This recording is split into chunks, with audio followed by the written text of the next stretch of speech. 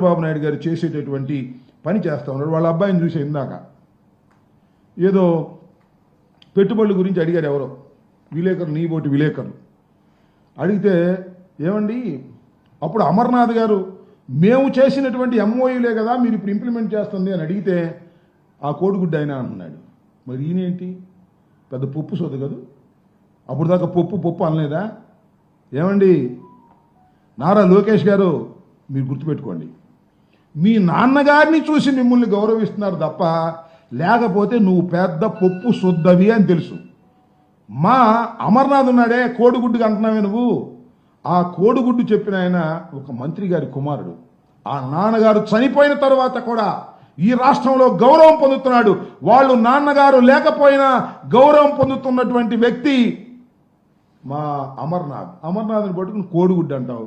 నిన్ను పప్పు అంటే మాత్రం నువ్వు ఒప్పుకో, నువ్వు శుద్ధ పప్పువి. ఇవాళ కొద్దిగా నిన్ను గౌరవిస్తున్నారు. ఎందుకంటే మీ నాన్నగారు నువ్వు చెప్పినట్టే చేస్తున్నారు కాబట్టి, నాకు పదవి కావాలంటే నీకు దండం పెట్టాలి కాబట్టి, నిన్ను గౌరవించాలి కాబట్టి అందరూ నిన్ను గౌరవిస్తున్నారు.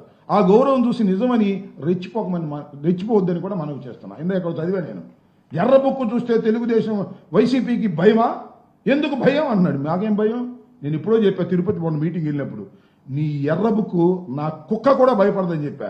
Don't care. నీ ఎర్ర బుక్కు భయపడితే అసలు రాజకీయాలు ఎట్ట చేస్తావయ్యా? నీ ఎర్ర బుక్కు కోసం భయపడేటువంటి పరిస్థితిలో ఏ ఒక్క కార్యకర్త లేదు. ఎంతమంది జైల్లో వేసినా మేము ముఖవని ధైర్యంతో పోరాడుతున్నటువంటి సందర్భాలు ఉన్నాయని కూడా మనవి చేస్తున్నాం. ఇవాళ నేను రిపబ్లిక్ డే తరఫున మరి రాష్ట్రపతి మన గవర్నర్ గారితో చెప్పించారు. ఏం చెప్పించారు? ఏమీ లేవు. ఈ పని చేస్తాం అని చెప్పలా. మేము అధికారంలోకి వచ్చినటువంటి కొత్తలో రాష్ట్రపతి మన గవర్నర్ గారు రిపబ్లిక్ డే సందర్భంగా ఎన్ని విషయాలు మాట్లాడారో ఇక్కడ నేను మీకు గుర్తు చేస్తాను. ఆ రోజు గ్రామ సచివాలయాలు ఏర్పాటు చేసే దాని గురించి మాట్లాడాం.